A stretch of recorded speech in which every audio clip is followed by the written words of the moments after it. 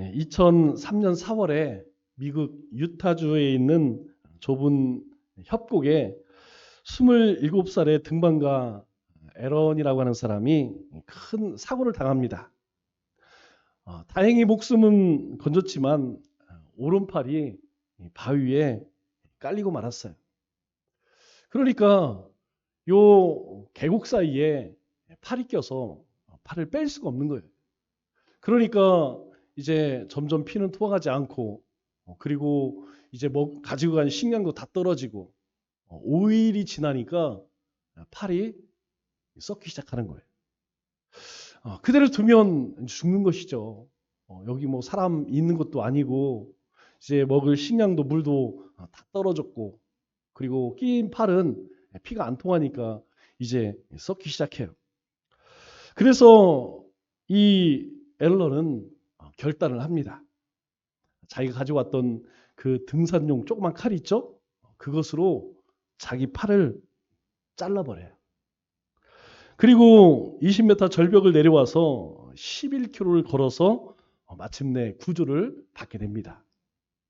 그래서 이 사연을 영화로 만들었어요. 그 영화가 127시간이라고 하는 영화입니다. 우리 사자성어 가운데 소탐대실이란 말이 있죠. 작은 것을 탐함으로 인하여서 큰 것을 잃는다. 그럼 반대말은 뭘까요? 반대말은 사소취대라는 말이에요. 이것은 작은 것을 버리고 큰 것을 얻는다. 이런 뜻이죠. 우리가 살다 보면 이러한 경우를 많이 당할 때가 있습니다. 어떤 때는 큰 것을 버리고 조그만 것을 취할 때가 있어요. 그러나 성경은 우리에게 뭐라고 말씀하죠? 작은 것은 버리고 큰 것을 취하라. 만일 이 사람이 자신의 팔을 잘라내지 않았다면 목숨까지 잃게 되었을 것입니다. 그런데 그는 이 팔을 잘라버리고 생존하였어요. 그래서 이 사연이 알려지면서 많은 강연을 하게 되고 책을 써서 굉장히 명성과 부를 누리게 됩니다. 예수님도 우리에게 이와 같은 말씀을 하신 적이 있어요. 우리 마태복음 18장 8절 말씀을 보면 예수님께서 우리에게 이렇게 말씀하십니다. 만일 내 손이나 내 발이 너를 범죄하게 하거든 찍어내어 버리라. 우리가 하나님의 자녀로서 손이나 발이 범죄를 한다면 차라리 잘라버리래요. 왜냐하면 이 장애인이나 다리 저는 자로 영생에 들어가는 것이 두 손과 두 발을 가지고 영원한 불에 던져지는 것보다 나으니라. 멀쩡한 몸으로 지옥 가는 것보다 그거 없이 손 하나 팔 하나 없이 천국 가는 것이 100번 나은 일이다. 예수님께서 우리에게 그렇게 가르쳐 주시죠. 그러니까 작은 것을 얻으려고 큰 것을 버리지 말라는 것입니다. 우리가 큰 것을 얻기 위해서 자잘한 것들, 작은 것들은 과감하게 버릴 수 있어야 한다는 것이죠. 우리 삶에는 반드시 내려놓아야 할 것들이 있습니다. 가장 소중한 것을 지키려면 그 다음 수정한 것을 우리가 포기할 줄 알아야 한다는 것이죠. 그러면 우리 삶에 나에게 가장 소중한 것은 여러분 무엇입니까? 여러분이 한번 이렇게 우선순위를 한번 세워보세요. 내 삶에 가장 중요한 것은 어떤 것인가? 그리고 그것을 위해서 나는 무엇을 포기하고 있는가? 내 소중한 것을 지키기 위해서 나는 과연 어떤 것을 포기하고 있는가라는 것이죠. 우리는 살아가면서 사람에게 실망할 때가 참 많습니다. 굳게 믿었던 사람이 약속을 지키지 않을 때도 있고 영원할 것 같던 관계가 무너질 때도 있어요. 그래서 사람들은 흔히 믿을 사람 하나도 없다 이런 말을 하죠. 정말 그렇습니다. 인간은 연약하기 때문에 마음이 변하고 또 환경에 따라서 태도도 달라집니다. 참 이상하죠? 내 마음은 똑같은 것 같은데 다른 사람들을 보면 그렇지 않은 것 같아요. 그런데 사실은 다른 사람만 그런 것이 아니고 나도 마찬가지랍니다. 나도 마음이 수시로 변하고 또 이 상황에 따라서 우리의 태도도 달라지는 것을 우리는 매일매일 경험하게 되죠. 그러나 성경은 우리에게 결코 변하지 않는 한 분을 소개해 줍니다. 바로 신실하신 하나님이죠. 신실함이란 하나님께서 하신 약속을 끝까지 지키고 한 번 맺으신 언약을 결코 잊지 않으시는 하나님의 성품을 말합니다. 이스라엘 백성들은 광야에서 수없이 하나님을 떠나고 불순종했습니다. 하지만 하나님은 끝까지 그들을 버리지 않으셨죠. 그 이유는 하나님은 신실하신 하나님이기 때문입니다. 이스라엘 백성들은 조금만 자신들이 불편한 것이 있으면 하나님을 향해 원망했어요. 불평했습니다. 그러나 하나님은 그렇지 않으셨다는 것이죠. 그래서 모세는 이제 약속의 땅을 앞두고 모압 광야에서 하나님과 언약을 갱신하면서 이런 말을 합니다. 오늘 9절 말씀을 보니까 이렇게 이야기를 하죠. 그런즉 너는 알라. 여러분, 우리는 꼭 알아야 할 것이 있습니다. 여러분들이 반드시 알아야 할 것이 있어요. 그게 무엇이냐면 오직 내 하나님 여호와는 하나님이시요 신실하신 하나님이시라. 여러분, 이 사실을 잊어서는 안 됩니다. 왜냐하면 하나님이 우리에게 뭐라고 말씀하셨냐면 주 예수를 믿으라. 그리하면 너와 내 집이 구원을 받으리라. 이렇게 말씀하셨어요. 오늘 우리가 하나님의 이름을 찬송하고 예배할 수 있는 것은 이 신실하신 하나님의 약속이 있기 때문입니다. 사람의 약속은 형편에 따라 달라져요. 그러나 이 하나님의 약속은 절대 변하지 않는다는 것이죠. 왜냐? 오늘 이 약속의 땅을 앞두고 하나님의 백성들에게 하나님은 신실하신 하나님이라. 너는 이것을 알라 이렇게 말씀해요. 그러면서 두 가지를 이야기합니다. 첫째는 그를 사랑하고 그의 계명을 지키는 자에게는 즉 하나님 말씀을 듣고 순종하는 자에게는 천대까지 그 언약을 이행하시며 인애를 베푸시되 이렇게 말하고 있어요. 하나님이 신실한 것을 믿고 그 말씀을 쫓는 자에게는 천대까지 하나님께서 축복하신다는 것이죠. 또 한 가지 10절 말씀을 보면 이렇게 말씀합니다. 그를 미워하는 자에게는 즉 하나님의 말씀을 쫓지 않고 불순종하는 자에게는 하나님께서 당장에 보응하여 멸하시나니 여호와는 자기를 미워하는 자에게 지체하지 아니하시고 당장에 그에게 보응하신다. 이렇게 말씀하세요. 그러니까 하나님을 신뢰하는 자, 하나님을 사랑하는 자, 하나님의 말씀을 쫓아 순종하는 자에게는 천대까지 복을 주시지만 그렇지 않은 자에게는 당장에 하나님께서 지체하지 않고 그에 맞게 보응하신다라고 말씀합니다. 신실하다는 것은 무엇입니까? 신실하다는 것은 정직하다는 것이고 틀림없다는 것이고 꾸준하다는 것이며 변함이 없다는 것입니다. 신실함은 누구에게나 감동을 줘요. 그러나 여러분 우리 주변에 불성실하고 불순종하고 무책임한 사람 여러분 이런 사람을 보면 어떤 마음이 드세요? 저는 그런 생각이 들어요. 이런 사람을 보면 답이 없다. 답이 없어요. 여러분 무책임해. 말 안 들어. 그리고 성실하지도 않아요. 여러분 이런 사람은요 답이 없어요.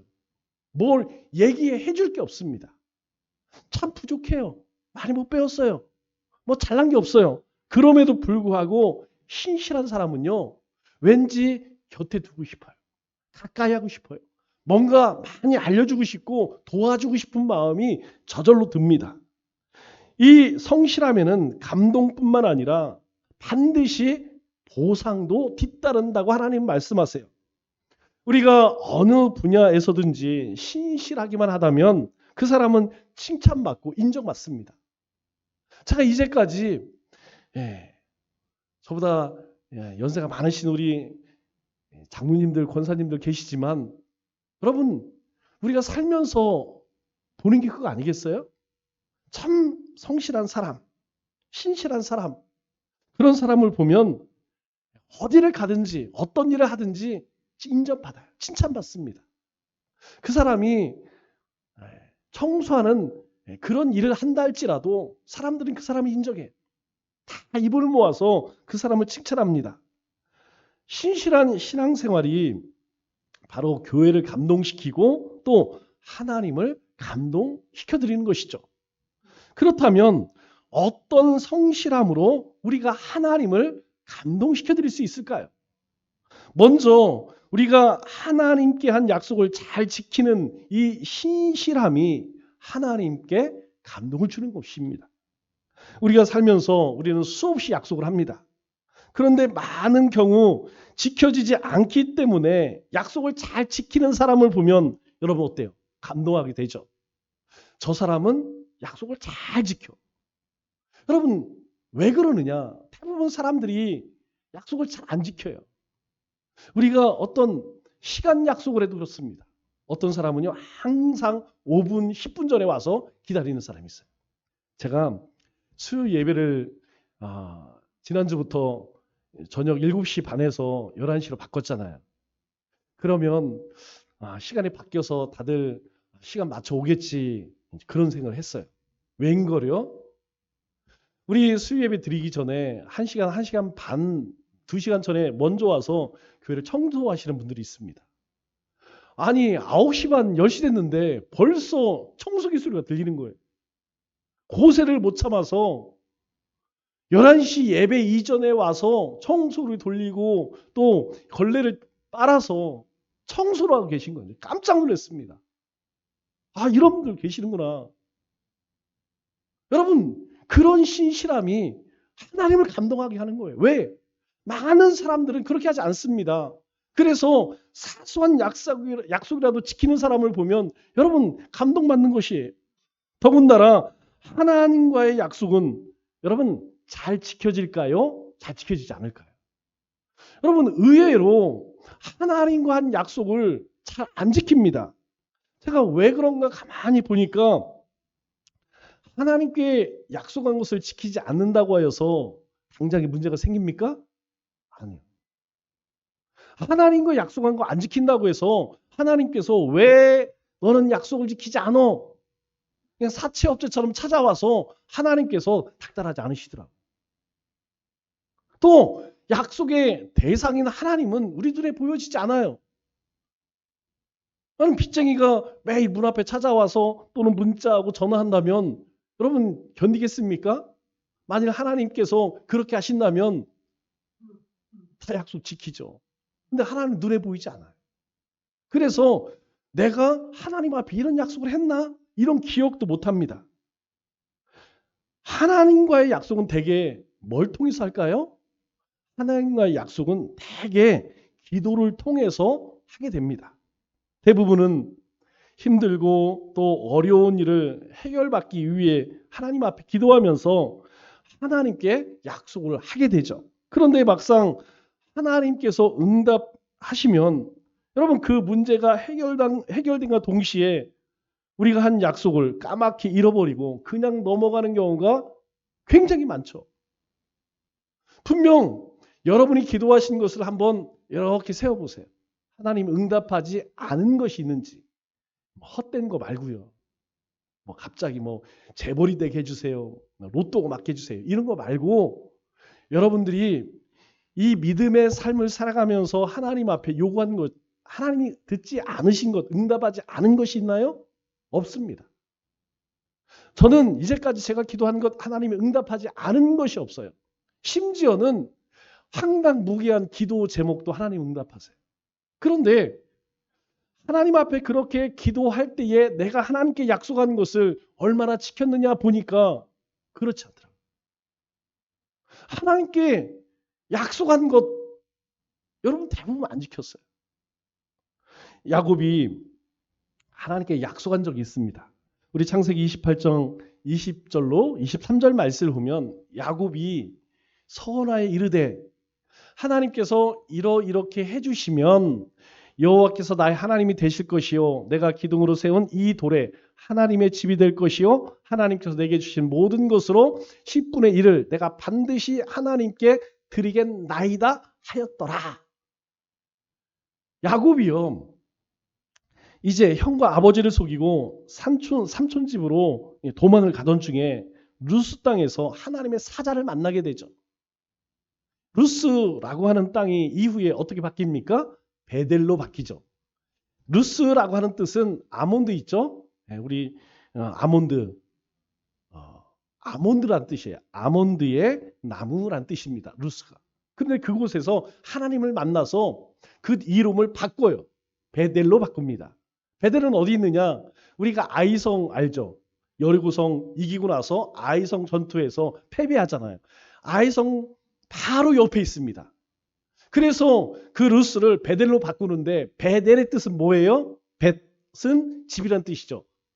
베들레헴이라고 하잖아요. 벳, 여기 집이란 뜻이에요. 떡집이란 뜻입니다.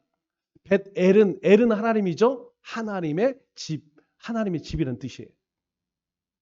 그때 뭐라고 약속하냐면 만일 하나님께서 나에게 복을 주시면 제가 다시 돌아와 하나님 앞에 이렇게 하겠습니다라고 하나님과 약속을 합니다. 그래서 거기서 제단을 쌓고 하나님을 경배하고 하나님께 11월절을 드리겠다 다짐을 하게 되죠. 그런데 이제 세월이 지나서 20년이 지나니까 그 약속을 까맣게 잊어버려요. 이 야곱이 이 삼촌 라반의 집에서 너무 당한 것이 많죠. 그래서 이제 도망을 나옵니다. 고향으로 돌아가죠. 20년 만에 고향으로 돌아가는데 이 야곱이 어디에 머물게 되느냐? 바로 세겜 땅에 머물게 됩니다. 이 세겜 땅은 어디 있느냐? 이 베델로부터 한 45km 이전에 있어요.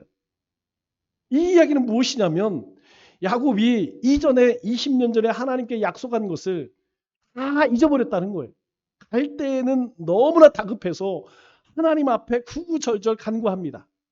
하나님, 나와 함께 계셔서 내가 가는 이 길에 나를 지키시고 먹을 떡과 입을 옷을 주시며 내가 평안히 아버지 집으로 돌아가게 하시오면 여호와께서 나의 하나님이 될 것이요 뭐 될 것이요 할 것이요 이렇게 하겠습니다. 하나님은 20년 동안 다 약속을 지키세요. 그런데 20년이 지난 야곱은 이것을 다 잊어버립니다. 그런데 하나님께서 결정적인 사건을 20만 해 주세요. 이게 뭐냐면 우리가 잘 알고 있는 디나의 사건입니다. 딸 디나가 험한 일을 당해요. 집안에 큰 위기를 당하자 이전에 하나님께 한 약속을 지키게 됩니다. 그리고 20년 전에 하나님께 했던 약속을 지키기 위해서 다시 베델로 올라가게 되죠. 그래서 이 베델 이름을 베델로 다시 바꿔요. 하나님의 집 이렇게 바꿉니다. 원래 루스의 땅이 베델로 바뀌어지고 다시 올라가 자신이 약속한 것을 하나님께 지킵니다. 그래서 그 베델 이름을 베델로 또다시 바꾸게 되죠. 그래서 하나님은 이 약속을 지킨 야곱을 이렇게 축복하세요. 창세기 35장 10절 11절 말씀을 보니까 하나님께서 그에게 이르시되 내 이름이 야곱이지만은 내 이름을 다시는 야곱이라 부르지 않겠고 이스라엘이라 내 이름이 되리라 하시고 그가 그의 이름을 이스라엘이라 부르시고 하나님이 첫 번째로 이 야곱 뜻이 뭐예요? 여러분 좋지 않습니다. 속이는 자예요. 여러분 만일 누가 우리 만나는데 저 사기꾼 맨날 이렇게 불러보세요. 기분 좋겠습니까? 야곱은요 사기꾼이에요. 이름이. 그런데 하나님께서 하나님과 겨루어 이겼다라는 이스라엘로 바꿔주십니다. 그래서 이제 사람들은 야곱이라고 부르지 않아요. 이 야곱을 이스라엘로 그렇게 하나님이 바꿔주세요. 그리고 또 말씀하십니다. 하나님이 그에게 이르시되 나는 전능한 하나님이라 생육하며 번성하라 한 백성과 백성의 총회가 내게서 나오고 왕들이 내 허리에서 나오리라. 이 말의 뜻이 뭐예요? 내가 너를 번성케 하겠다라는 거예요. 하나님께서 아브라함에게 약속하신 하늘의 별처럼 바다의 모래 알처럼 네 후손을 축복하겠다. 뿐만 아니라 왕들이 내 허리에서 나오겠다. 네 후손 가운데 그 왕들이 나올 것이다. 이렇게 하나님께서 이 야곱을 축복하십니다. 하나님이 축복하신 이유가 뭐예요? 잊어버린 약속을 야곱이 기억하여서 행하자 하나님은 더 큰 은혜를 야곱의 삶 가운데 부어주셨다는 거예요. 우리가 기도 가운데서 하나님께 드린 약속이 있다면 여러분 지금이라도 지키십시오. 여러분 실수로 한 약속이라도 지켜보세요. 우리 사사 가운데에 입다라는 사람이 있어요. 달건입니다. 건달입니다. 건달. 깡패. 그런데 이 암몬으로부터 이스라엘이 위기에 당하자 사람들이 이 깡패 입다에 찾아가서 우리를 좀 도와주세요. 우리의 사사가 되어서 저 암몬을 좀 막아주세요. 그런데 이 입다가 전쟁터에 나갈 때에 뭘 약속합니까? 쓸데없는 약속을 해요. 이 전쟁에서 이겨서 내가 돌아올 때 가장 먼저 나를 맞이하는 사람을 하나님께 드린다는 거예요. 번제로 드린다는 거예요.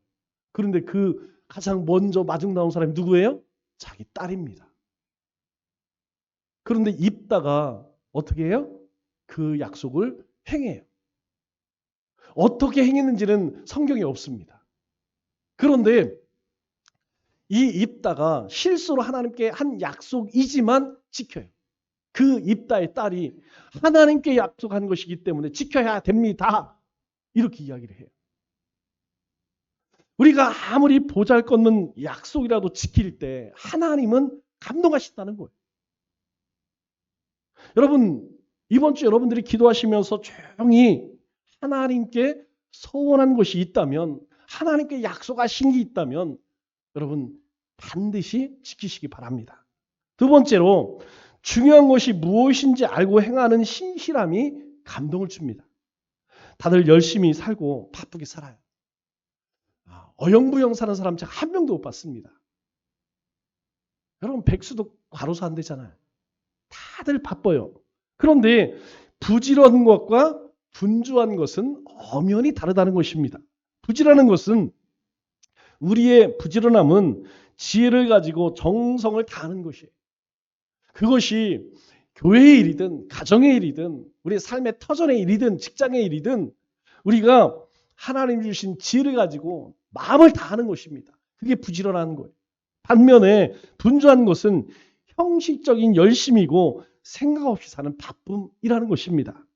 그렇기 때문에 이것은 신실한 것 같아도 실제로는 엉터리 같은 삶이라는 거예요. 하나님을 감동케 하는 신실함은 무엇이 중요한지를 정확히 알고 행하는 신실함이라는 것입니다. 바로 요셉의 신실함이 그런 신실함이에요. 요셉은 억울하게 팔려서 노예로 살았지만 그는 신실했습니다. 그리고 감옥에서도 그 신실함을 잃지 않았다는 거예요. 우리 창세기 39장 22절 이하의 말씀을 보면 이렇게 말씀합니다. 간수장이 옥중 죄수를 다 요셉의 손에 맡김으로 그 재반 사물을 요셉이 처리하고 여러분 간수장이 이 깜빵장이 이 옥중에 있는 죄수의 모든 일들을 누구에게 맡겨요? 요셉도 죄수입니다. 그런데 요셉의 손에 다 맡겼다라고 이야기해요. 왜요? 믿을만 하니까. 신실하니까. 간수장은 그의 손에 맡긴 것을 무엇이든지 살펴보지 아니하였으니 이는 여호와께서 요셉과 함께 하심이라 여호와께서 그를 범사에 형통하게 하셨더라. 여러분 전혀 형통하지 않아요. 그의 삶을 보면. 형들에게 미움받고 팔려서 감옥에 왔는데 어떻게 그게 형통입니까? 형통이라고 말할 수가 없죠. 그런데 그가 비록 감옥에 있지만 신실하게 행하니까 하나님께서 그가 하는 모든 일들이 형통하게 하셨다라고 성경은 말씀하고 있어요. 여러분 때로 우리도 그럴 때 있어요. 억울할 때 있습니다. 힘들 때 있어요. 답답할 때 있어요. 일이 안 풀리는 것처럼 막힐 때가 있습니다. 그럼에도 불구하고 신실하라는 거예요. 어디든지 신실하게 살면 하나님께서 범사에 형통케 하신다는 것입니다. 사무엘 선지자가 다윗의 집을 방문했을 때입니다. 온 가족이 모여야 할 자리에 다윗이 없었어요. 이유는 간단합니다. 다윗에게 중요한 것은 맡겨진 양떼를 돌보는 일이었습니다. 그래서 자리를 비울 수가 없었죠. 아무리 중요한 손님이 왔어도 여러분 양떼 돌보던 사람이 어디를 가겠습니까? 또 블레셋이 쳐들어왔을 때 아버지의 심부름으로 전쟁터에 가게 됩니다. 그때에도 우리 사무엘상 17장 20절 말씀을 보면 아주 중요한 말씀이 나와요. 다윗이 아침에 일찍이 일어나서 양 지키는 자에게 맡기고 이렇게 이야기해요. 다윗은 가려고 하지 않았습니다. 양떼가 있었기 때문에, 자신이 맡은 일이 있었기 때문에. 그런데 아버지가 형들에게 갖다 주래요. 심부름을 시킵니다. 여러분, 우리 같으면 아버지가 심부름 시키니까 뭐 얼른 심부름을 해야 되지 않겠습니까? 아니, 양 지키는 거야 아버지가 알아서 하겠지. 그런데 다윗은 그렇게 하지 않아요. 다윗은 그런 아버지의 심부름을 해야 할 그런 명령을 받았지만 그럼에도 일찍이 일어나 양 지키는 자에게 맡깁니다. 그리고 나서 아버지가 자신에게 명령한 그 일을 감당하는 것을 보게 되죠. 하나님은 이 신실함에 감동하셔서 이 다윗을 이스라엘 왕으로 세우시는 것입니다. 그렇기 때문에 지금 우리에게 맡겨진 가장 중요한 일이 무엇인지 여러분 잘 점검해 보세요. 하나님이 내 인생에 맡겨주신 가장 중요한 것이 무엇인가? 우리는 생존을 위해 살아가는 사람들이 아닙니다. 하나님은 우리가 이 땅에 먹고 마시고 입는 것, 이거 필요한 거 하나님이 아시고 부족하지 않게 채워주신다는 거예요. 하나님은 우리가 이 땅에서 생존을 위한 삶이 아니라 하나님의 영광을 위한 삶을 살기를 원하신다는 것이죠. 그런데 우리의 삶은 이 분주함과 바쁨에 쫓겨서 정작 중요한 것을 놓치고 있다는 것이죠. 이것을 우리는 잘 점검해 봐야 합니다. 우리의 삶의 터전과 그리고 우리의 가정과 교회에서 하나님께서 나에게 맡겨주신 그 일에 집중하는 그 신실함을 우리는 회복해야 합니다. 그러나 여러분 현실은 어떻습니까? 나중에 하지 뭐. 다음에 하지 뭐. 시간 나면 하지 뭐. 여유가 생기면 하지 뭐. 여러분 그렇게 해서 나중에 한 것이 있나요? 안 됩니다. 하나님께서 우리에게 말씀하실 때 감동 주실 때 그때 행하지 않으면 여러분 시간 안 나요. 여유 안 납니다. 못한다는 것이죠. 마지막으로 자신의 유익을 구하지 않는 신실함이 감동을 줍니다. 신실하게 살아야 하는 여러 가지 이유 가운데에서 자기 성공이라고 하는 이유가 있어요. 자기 유익 때문에 신실하게 산다라는 것이죠. 일종의 자기 위선입니다. 왜냐하면 이 신실하고자 하는 마음이 전혀 없음에도 사람들에게는 신실한 척하게 보여야 돼요. 왜 그렇습니까? 이 바리새인과 서기관들을 보면 그들이 어떠한 삶을 살았는지 예수님이 잘 보여주시죠. 이 회칠한 무덤. 여러분 왜 회칠한 무덤이라고 그래요?